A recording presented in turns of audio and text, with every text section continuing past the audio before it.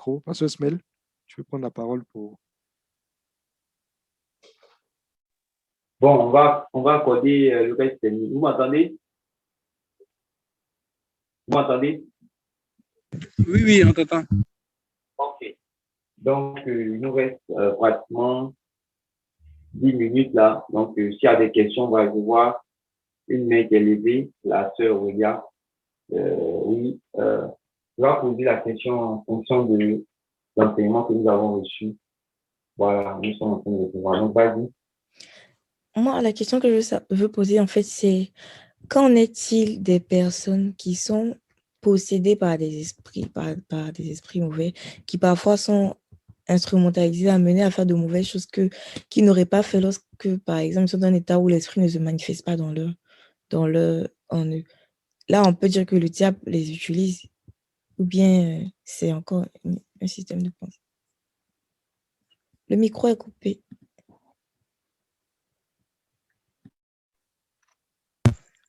Même quand un démon est même quand un esprit est dans la vie d'une âme, je dis que le seul cas où les gens sont littéralement instrumentalisés, c'est des cas de folie. Vous voyez par exemple le cas du fou de Gadara. Il était fou et le démon l'emmenait à faire quoi? À prendre des pierres pour se déchirer. Lui, il était vraiment fou. Donc, une fois que quelqu'un est fou, généralement, les cas de folie, on dit qu'il a perdu la raison. Il n'a plus la faculté de raisonner. Donc, il agit maintenant sur l'esprit qui le contrôle. Mais si ce n'est pas un cas de folie, même quand un esprit est dans la vie de quelqu'un, l'esprit n'écrase pas le raisonnement ou le fait que la personne ait à penser avant d'agir. Regarde, une femme peut être animée, par exemple, d'un esprit, ça peut être même un esprit de jalousie terrible et maladif qui est en elle. Est-ce que vous comprenez? Mais, par exemple, avant d'aller mettre du poison dans la nourriture de sa rivale, même si l'esprit lui a soufflé ça à l'oreille, là, il y a un temps où elle s'assoit, elle réfléchit, elle analyse du bien fondé. Bon, ça là, si je mets, ça peut au moins lui donner, ça peut la rendre stérile. Bon, si ça la rend stérile, qu'elle n'aura plus d'enfants. Tout ça, c'est un raisonnement. Hein. Elle n'aura plus d'enfants. Et puis, bon, comme ça, bon, le monsieur ne va plus trop s'occuper. Donc, il y a une délibération qui se passe dans sa tête. Quel que soit ce que le diable te chuchote à l'oreille, il y a une analyse que tu vas faire. Ça, c'est comme ça que Dieu a créé l'homme. C'est comme ça que Dieu a créé l'homme. Il y a toujours une analyse. Est-ce que tu sais que tu as beau être rempli du Saint-Esprit? Je vais emmener ça sur le côté du Saint-Esprit, puis tout le monde va comprendre ça facilement. Tu as beau être rempli du Saint-Esprit. Quand le Seigneur va te dire, fais quelque chose là, tu vas toujours accueillir l'information que le Seigneur te donne, analyser et puis décider de faire. C'est comme ça. Tu es rempli du Saint-Esprit jusqu'à... Le Seigneur te dit, va évangéliser. Tu vas t'asseoir, tu vas regarder un peu le soleil, tu vas analyser un peu le transport que tu as payé, tu vas faire tout ce truc, et puis tu vas dire, bon, je dois aller évangéliser, mais je vais aller demain parce que j'ai rendez-vous tout à l'heure. Ça, là, c'est plus le Saint-Esprit. Hein. C'est ton analyse maintenant qui est en train de faire. Tu as beau être rempli. Tout ce qu'on va te donner là, tu prends, déposes ça sur la table de ton cœur. Ton cœur fait son analyse et puis maintenant, tu t'engages. Ça, c'est la nature de l'homme. Donc, même quand les gens sont animés, on dit souvent, non, celle-là, elle a un esprit guerrier, etc. Donc, elle est tout en train de faire des palabres. Oui, effectivement, un esprit peut être un facteur aggravant. Tu comprends, non? Mais toutes les bagarres qu'elle engage là, c'est sur décision personnelle d'abord. C'est-à-dire que quelqu'un l'a, par exemple, insulté, ou bien quelqu'un l'a provoqué, ou bien quelque chose qui ne lui a pas plu, et elle passe ça dans sa tête. Non, ça là, je ne peux pas laisser. Parce que si je laisse, la prochaine fois, elle va faire la même chose. Il faut que je lui règle son compte. Il faut que je lui montre qu'on n'est pas des camarades. Il faut que je la bastonne bien pour que même ses amis la tirent des leçons. Ça, c'est ton raisonnement maintenant qui travaille. Et maintenant, tu résous, tu décides d'aller le faire et puis tu vas poser l'acte. Donc, l'esprit qui t'anime peut constituer un facteur aggravant. Tu comprends, non? L'esprit va être un facteur aggravant, mais l'esprit ne va pas, à moins que tu sois vraiment fou, c'est toujours ton raisonnement, ta mentalité qui va t'amener à poser l'acte de manière concrète. Le diable ne va pas prendre ton bras comme ça pour aller faire. Non. Beaucoup de gens, souvent, veulent rejeter toute la responsabilité sur les esprits. Non, c'est parce que j'avais une sirène des eaux. Oui, l'esprit était là. C'était un facteur aggravant. Il créait des conditions favorables, mais c'est sur la base de tes décisions que tu allais faire ce que tu allais faire. La preuve, il y a des jours où l'esprit était là et puis tu as refusé d'aller avec certains hommes, non? Ou bien, il y a des jours où l'esprit était là et puis tu as estimé que non, même si on dit ça, là, je ne peux pas faire. Mais qu'est-ce qui a fait que tu as réagi comme ça? Est-ce que le diable, il y a des choses où le diable dit non, ça, là, c'est trop mal, il ne faut pas faire. Vous avez déjà vu le diable dire à quelqu'un, non, vraiment, on fait le mal, mais ça, là, c'est trop mal. Non. L'objectif du diable, c'est que tu fasses même tu ailles dans les ténèbres les plus profondes. Mais le jour où, malgré le fait que tu t'es animé de ces esprits-là, les jours où tu as dit non, même si on dit ça, là, je ne peux pas faire. Ça veut dire que tu avais toujours, ton raisonnement est toujours là. C'est toi qui décides, c'est toi qui décides. C'est toi qui décides. C'est toi qui décides. Voilà. Donc, il faut qu'on amène les gens à comprendre que ce n'est pas parce qu'on a délivré quelqu'un, ce n'est pas parce qu'on a chassé un esprit que automatiquement la personne va devenir automatiquement une reproduction de Dieu. Non, il faut que la personne ait conscience qu'il doit avoir un travail dans sa mentalité. C'est pourquoi dans beaucoup de cas, il y a des délivrances qui ont été opérées et puis on s'est rendu compte que, mon cher, au fond, il y a toujours encore le caractère là qui est là.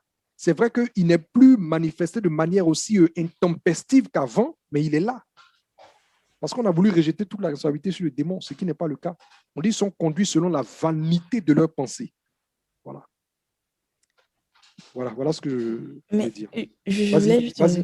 Vas-y. Du coup, là, il s'agit des personnes qui sont en faculté de raisonner, par exemple des adultes, puisque, enfin, si on prend le cas de l'enfant que Jésus a délivré, le passage dit que l'esprit le jetait dans le feu, l'esprit le jetait à terre. On dit l'esprit le jetait, ça veut dire que l'esprit prend le contrôle physique de sa personne. Oui, en fait, je parlais plus du contrôle dans ce sens-là. Mais quand on parle de folie, par exemple, je t'explique. La folie, par exemple, la personne a complètement perdu la raison. Tu comprends, non? Maintenant, il y a des cas, par exemple, n'allons même pas loin même dans la Bible. Regarde dans nos pays africains. Là. Il y a ce qu'on appelait, par exemple, les gens qui étaient animés de certains génies. Quand le génie tombe sur elle, elle n'est plus maîtresse de ça. Parce que le génie prend littéralement le contrôle de son être. Donc, ça, c'est des cas, si tu veux, on va appeler ça, c'est un peu comme c'est des trans, en fait. C'est des trans, c'est le bon nom. Ça, ce n'est pas des folies, mais c'est des trans. Et quand on parle de trans, ça veut dire que tu perds le contrôle de ton être. La personne va, par exemple, commencer à exécuter des pas de danse qu'elle ne connaît pas, qu'elle n'a pas réfléchi ou prémédité. Ça veut dire que l'esprit prend littéralement le contrôle de son être. C'est une trans. Le Saint-Esprit fait ça aussi quelquefois, avec nous, beaucoup de fois même, dans le domaine de la prophétie, par exemple. Il y a des gens, par exemple, qui sont là, et puis à un moment donné, ils peuvent être saisis par l'esprit, et puis l'esprit peut les emmener, par exemple, pour aller poser des actes. Ce n'est pas des choses réfléchies, ce sont des trans. C'est comme, par exemple, dans certains contextes d'action prophétique. J'ai vu, par exemple, des cas où l'Esprit de Dieu avait saisi certaines personnes, et puis elles ont commencé à exécuter certaines mimes, etc., mais elles ne savent même pas ce qu'elles sont en train de faire. Donc, l'Esprit a pris le contrôle littéral de leur être pour exécuter quelque chose. Mais ça, ce n'est pas en termes de conduite. Ça n'a rien à voir avec la conduite. Non. Si le génie vient prendre le contrôle, par exemple, de la personne et que la personne commence à danser, la personne commence à dire « je vois ci, je vois ça », et puis la personne, par exemple, ça va poser tel acte, ça, on ne met pas ça au compte de sa conduite. Ça, c'est une transe. La conduite de quelqu'un n'a rien à voir avec un état de transe, parce que les transes sont des états secondaires. Tu comprends, non? Donc, tout le monde sait que la personne est rentrée dans un état secondaire. Donc, ce qu'elle fait là, ce n'est plus elle. Souvent, même vous entendez dans le village, ah, ça là, ce n'est plus elle. Hein. Quand son génie là vient sur elle, c'est comme ça, ce n'est plus elle. La personne est dans un état de transe. Donc, on ne peut pas lui imputer ça comme la conduite. Mais quand on vient à la conduite, là, c'est-à-dire que les actes qu'on pose dans notre vie de tous les jours, là, il n'y a pas un démon qui te prend comme ça pour faire non. C'est ton raisonnement toujours qui a le dernier mot. Voilà. Les trans, ce sont des états secondaires. La folie, là, quand on en vient à la folie même, c'est-à-dire que la personne a complètement perdu la raison et puis voilà, maintenant, elle vient. Voilà. Mais les trans, c'est des états secondaires. On n'impute pas quelque chose qui a été fait dans une transe comme une conduite. Non, ce n'est pas la conduite de l'individu. C'est bon? Oui. Voilà. Amen. Quelqu'un d'autre? Ça va, hein, la sœur William? Oui. Et entre parenthèses, je veux dire une autre chose. Les esprits même qui généralement amènent, qui provoquent les trans, généralement, c'est des esprits de divination. Voilà. Ce n'est pas n'importe quel démon dans la vie d'une âme qui peut. Non, non. Les esprits qui produisent généralement les trans qui amènent les gens dans un état second. Généralement, c'est des esprits de divination. C'est bon? Voilà, c'est juste la parenthèse que je voulais ajouter. Voilà. Donc, on prend une autre question sur le renouvellement de l'intelligence, sur ce qu'on est en train de voir. Oui, est-ce qu'il y a quelqu'un qui veut poser une question?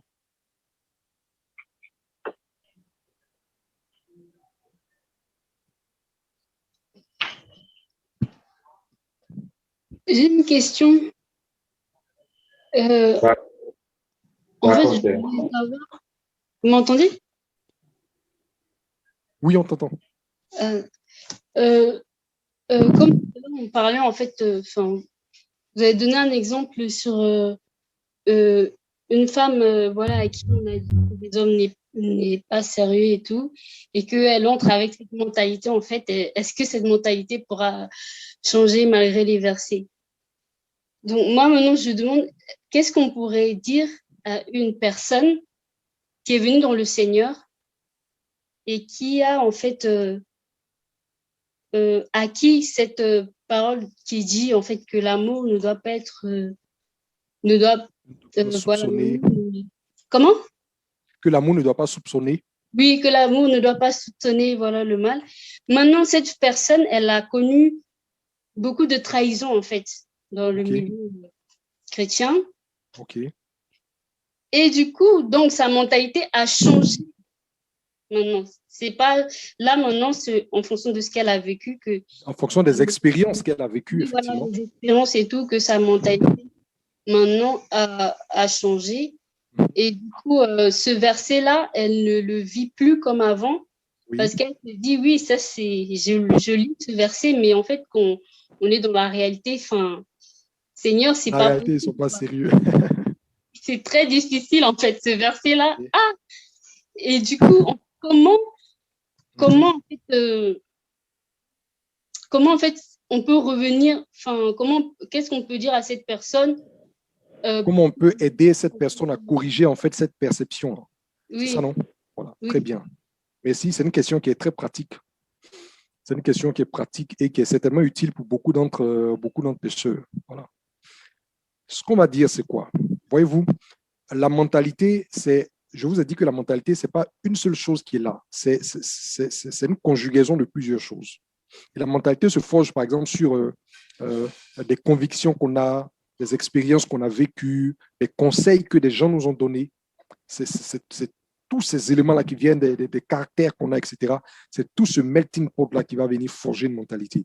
Là, elle vient de donner l'exemple concret d'une personne qui a construit vraiment une mentalité de non-confiance en un homme sur la base des expériences de déception qu'elle a vécues. Donc, la personne a été déçue peut-être 1, 2, 3 fois, même dans le Seigneur, et elle estime que véritablement, vraiment, on ne peut pas faire confiance à un homme. Donc, sur la base de ça, elle sera dans une posture de suspicion tout le temps. Alors que la parole de Dieu, par exemple, nous appelle, nous engage à ne pas soupçonner. Ce qu'il a lieu de faire, c'est quoi? Il faut que, pour déconstruire efficacement cette mentalité, il faut qu'on amène la personne à comprendre que ce n'est pas une question de tous les hommes sont mauvais, mais c'est une question des personnes à qui elle a eu affaire là, étaient des personnes qui n'avaient pas forcément été eux-mêmes régénérées pour marcher dans les voies du Seigneur. Tu comprends? Parce que c'est sur la base de l'expérience qu'elle a vécue. J'ai vu un tel, un deuxième, un troisième, ça veut dire que tout le monde est comme ça. Non. Il faut qu'on fasse comprendre à la personne que ce qu'elle a expérimenté avec ces 2, 3 personnes n'est pas la norme, n'est pas la règle, mais est l'expression de ce que, même étant dans l'Église, ses frères ou ses sœurs, non, enfin ses frères, on est dans un cas bien précis, n'ont pas forcément été régénérés et n'étaient pas forcément en train de marcher en nouveauté de vie. Est-ce que vous comprenez? Donc, naturellement, ayant eu affaire à des gens qui ont affiché ce genre d'attitude, il ne faut pas qu'elle prenne ça comme étant une norme. Parce que c'est le fait qu'elle adopte ça comme une norme qui va venir fixer la mentalité. Fixer la mentalité. Quand on adopte comme une norme, la mentalité se fixe. Mais tant que tu n'as pas adopté quelque chose comme une norme, il n'y a pas de mentalité qui est là. Mais une fois que tu adoptes ça comme une norme, ils sont tous pareils, la mentalité s'assoit. Donc, quel que soit celui qui va venir frapper à la porte, quel que soit celui qui va se présenter, tu lui projettes automatiquement cette image. Parce que pour toi, c'est la norme. Mais il faut comprendre que les expériences, par exemple, qui ont été vécues avec ces frères-là, n'établissent pas que ce genre de caractère est la norme parce qu'il y a d'autres frères dans le Seigneur qui ne vivent pas comme ça, qui ne sont pas comme ça. Tu comprends, non? Il y a d'autres frères. C'est vrai qu'il y a la personne est peut-être tombée sur des gens qui sont conduits comme ça, mais ce n'est pas le cas de tout le monde. Vous savez qu'il y a des sœurs, ou peut-être pas forcément des sœurs, mais il y a des frères, par exemple, qui sont tombés sur des pasteurs, peut-être 2-3 pasteurs qui ont peut-être eu une attitude d'escroc à leur égard, ou bien 2 ou 3 pasteurs qui se sont montrés vraiment intéressés par leur bien. Donc, il y a des gens comme ça qui se sont forgés une mentalité. Ils se sont dit, pasteur égale à escroc. Donc, pour eux, c'est la norme. Tu leur présentes un pasteur, automatiquement, ce qui résonne dans leur pensée, voilà un autre escroc, voilà un autre escroc, voilà un autre escroc. C'est calé. Il faut aider ces personnes à comprendre que c'est vrai que c'était des gens, des pasteurs, des gens qui faisaient profession de connaître Dieu, mais s'ils se sont conduits comme ça n'établit pas que c'est la norme dans le Seigneur. Non. Il y a d'autres qui sont honnêtes, il y a d'autres qui sont bien, il y a d'autres qui sont justes. Donc, il faut que la personne comprenne que ce n'est pas la norme et qu'il y a des gens qui sont bien. Si la personne comprend ça, la mentalité va se déconstruire. Voilà. Si la personne comprend ça, que ce n'est pas que tout le monde est comme ça, mais qu'il y a aussi d'autres bons frères dont on peut même lui rendre témoignage, la mentalité va se déconstruire. La mentalité va se déconstruire. Voilà. Comme ce n'est pas expérience qu'elle a acquis, il faut lui montrer d'autres expériences qui sont contraires à l'expérience qu'elle a vécue. Donc, elle va comprendre que ce qu'elle a vécu n'est pas la norme. La mentalité va se déconstruire. Tu as été trahi par des frères, on peut te montrer d'autres sœurs qui sont heureuses, qui peuvent te rendre un témoignage de ce qu'elles ont marché avec des frères qui sont des frères bien, des frères bons de cœur et des frères auprès de qui elles sont épanouies. Donc, quand tu regardes ton expérience et que tu vois que d'autres ont une expérience contraire, tu comprends que ton expérience n'est pas la norme et donc la mentalité qui en a résulté va se déconstruire. Voilà. Par principe. Maintenant, il peut arriver, il y a un autre cas que je veux soulever, par exemple, dans le cas dans ce que la sœur Cathy a dit. Tu peux être peut-être avec un frère et il peut ne pas être forcément mauvais. Il peut ne pas être de mauvaise foi ou bien il peut être vraiment converti bien, mais qui peut-être sur le parcours a peut-être trébuché de quelque manière. Ça aussi, il faut pouvoir discerner. Il a peut-être trébuché sur le parcours. Ça peut être ça. Et puis après, il se relève, mais tu sais que c'est quelqu'un qui est foncièrement bon, quelqu'un qui n'est pas véritablement dans ce genre de choses. Mais bon, il a peut-être trébuché sur le parcours, ça peut arriver. Donc, sur la base de ça, tu ne fixes pas dans ton esprit que tout le monde est mauvais. Non. C'est juste, c'est une petite parenthèse que je voulais faire. Parce qu'il y a tellement de cas comme ça dans l'Église, il y a trop de cas. Aujourd'hui, dans l'Église, il y a beaucoup de sœurs qui sont découragées, qui se disent même, mais à ce rythme-là, vaut mieux se tourner vers des gens du dehors parce qu'eux, au moins, on sait qu'ils sont dehors. Mais on se dit qu'on est venu dans le Seigneur, on va trouver des gens bien, et puis voilà comment ils se conduisent. Bon, si on n'est pas tombé sur la bonne personne, vous savez, la parabole dit que le royaume des cieux est comme un filet qui ramène toute espèce de poisson de la mer, si bien que les anges vont effectuer un tri avant de faire rentrer ce qui doit rentrer dans le royaume. Voilà, malheureusement. Donc, on ne peut pas garantir que tous les frères qui sont dans l'Église sont des gens qui ont été vraiment renouvelés, des gens qui sont bons de cœur, des gens qui font la volonté de Dieu. On ne peut pas le garantir. On a prêché l'Évangile, les gens sont venus, on essaie de travailler comme on peut pour que les vies soient transformées, mais il faut que les gens eux-mêmes soient coopératifs. Ce qui fait que dans les assemblées, quelle que soit l'excellence du pasteur, on ne peut pas garantir que tous ceux qui sont là sont des gens qui sont vraiment bien, complètement transformés, vraiment complètement renouvelés, etc. On ne peut pas le garantir. Et malheureusement, quand des gens arrivent, qu'ils ont de mauvaises expériences avec ces frères-là, bon, malheureusement, ça envoie une certaine mentalité pour dire, mais je croyais qu'en venant à l'église, j'allais trouver des gens de bien, mais ce n'est pas le cas, par exemple. Ça, est-ce qu'on entend tout le temps?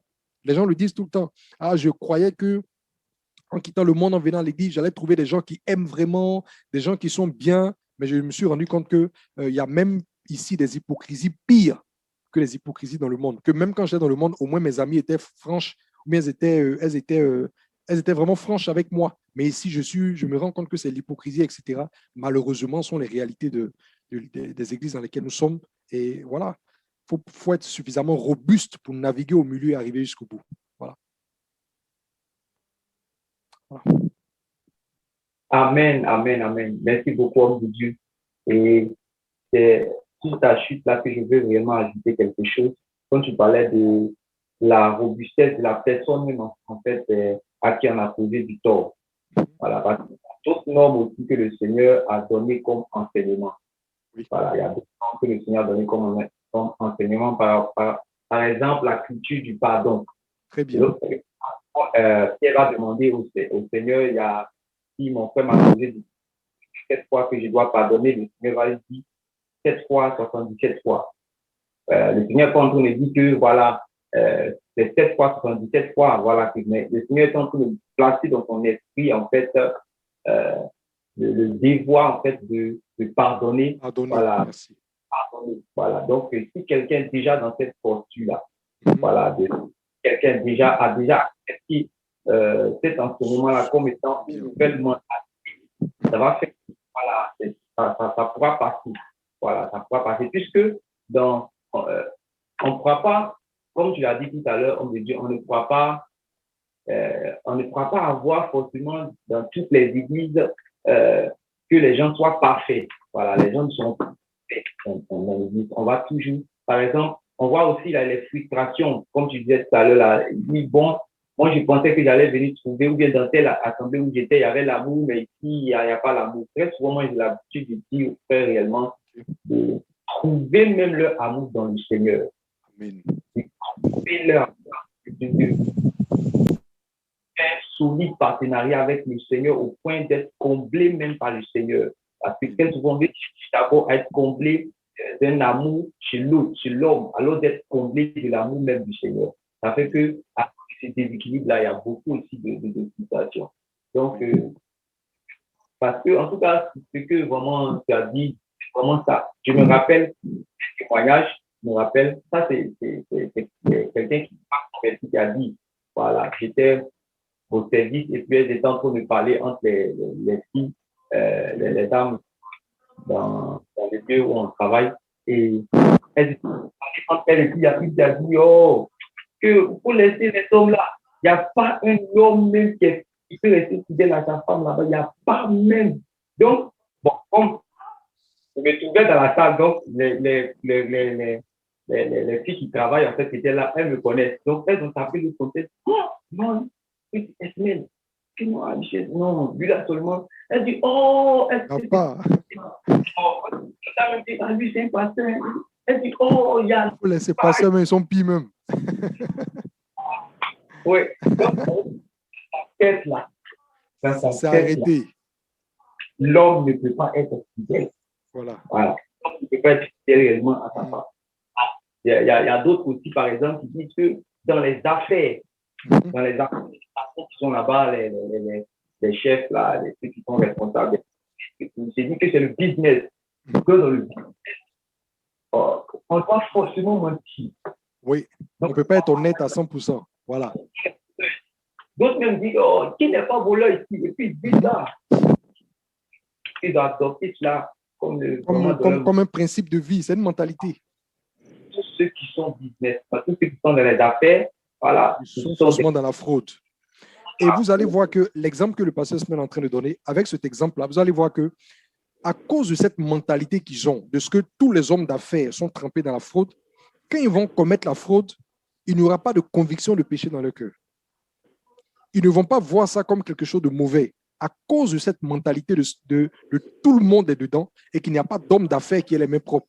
Une fois que tu as enregistré qu'il n'y a pas un homme d'affaires qui a les mains propres, quand tu vas faire de la fraude, de la corruption dans les affaires, ça ne va rien te dire parce que tu vas te dire, c'est le principe du milieu, c'est la loi du milieu, donc je n'ai pas à me faire pour ça. Voilà.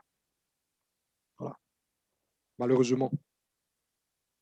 Au contraire, même s'il a par exemple un collègue ou bien un collaborateur qui attire son attention sur les choses et qui lui demande par exemple qu'il soit juste, il va estimer que c'est un extraterrestre. Toi, tu viens de quelle planète et puis tu nous demandes de faire les choses droites, justes. Non, on ne fait pas les affaires comme ça, mon ami. C'est ce qu'il va te dire. Malheureusement. Amen. Homme de Dieu, je voulais dire aussi une dernière chose. Vas-y. Voilà. Ça a rapport avec le changement de mentalité. Et puis, ça m'a rappelé un peu ce que le serpent a fait avec Ève dans le voilà. Souvent, en tout cas, dans les affaires, dans le marketing, il y a des gens qui viennent acheter. Ce n'est pas seulement dans notre domaine, dans plusieurs domaines. Il y a des gens qui viennent acheter, par exemple, des téléphones, viennent acheter des téléphones. Et puis, bon, il a déjà résolu, donc, selon ses moyens, on vu même ses principes, il a déjà une certaine somme. Voilà, il dit que moi, je ne peux pas dépasser 150, je ne peux pas dépasser 70 000 pour acheter un téléphone. Donc, lui, en tout cas, il va venir dans le magasin, quel que soit ce qui va se passer, lui, il va dépousser que 70 000 pour prendre le téléphone. Donc, il a maintenant, en tout cas, un bon marketeur, un commercial, bon vendeur. Bon vendeur. On lui dit non. Bon, on lui propose tel téléphone, on dit ça c'est le dernier iPhone là qui est sorti. Il dit non, je ne peux pas. Moi, je fais 70 000. Maintenant, comment tu as dit, mais le iPhone 12 là, voilà, il y a telle chose là-dessus. Voilà, il y a telle chose. On commence déjà à vanter les qualités, les performances. Donc, on commence maintenant à réfléchir. On commence à analyser. Celui qui allait est capable de rester à la maison et aller prendre de l'argent. 300 000 encore là-dessus. Vous faites 360 acheter le téléphone. On a changé son intelligence. On a renouvelé son intelligence. En fait, quand vraiment on explique ça, je vois vraiment, voilà, je vois qu'en réalité, des gens peuvent avoir vraiment des bonnes mœurs, une moralité déjà placée, un principe déjà là. Voilà. Les jeunes filles, par exemple, qui n'a jamais connu d'homme, qui est vierge, si elle marche avec une autre qui est déjà là-dedans, voilà. Elle dit, voici mes principes. Mais à chaque fois, quand elle va se laisser bombarder dans son esprit, non, voilà, elle risque d'appliquer. Elle risque, oui. Ouais. Merci bien. Merci bien. Donc, que Dieu nous bénisse. Des questions, on va se occuper par la grâce de Dieu le vote. Donc, on va regarder, on va vous montrer l'enseignement très bénissant. Écoutez, voilà, et le vendredi, par la grâce de Dieu. Vous pouvez aussi, au fur et à mesure que vous allez réécouter, peut-être que vous montez à l'esprit, vous écrivez, et par la grâce de Dieu, le vendredi, nous allons travailler. Vous voyez que c'est véritablement fondamental ce que nous sommes en train de voir. Voilà, c'est la base de la chrétienne. Je vous assure que si vous avez compris, si nous comprenons bien ces notions, il y a beaucoup de choses. Ces choses que nous sommes en train de dire, même des pasteurs qui n'ont pas compris ces choses sont aujourd'hui victimes. Beaucoup de personnes, en fait, quand on regarde, puisque ça fait partie de tout notre parcours, oui. Donc, il faut bien comprendre ces notions-là pour avoir une certaine maturité spirituelle, quoi. Voilà. Donc, merci beaucoup, homme de Dieu, pour ta discussion, pour tout ce que tu as reçu.